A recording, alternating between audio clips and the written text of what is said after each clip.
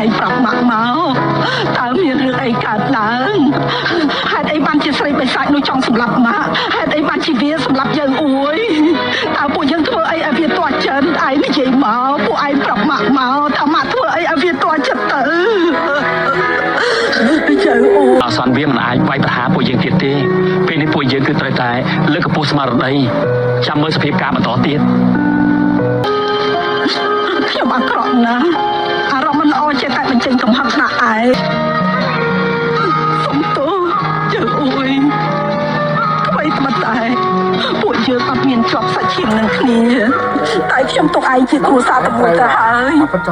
ខ្ញុំស្មានថាឥឡូវនេះអាចហៅត្រឡប់មកវិញទៅហើយខ្ញុំស្មានថាពួកយើង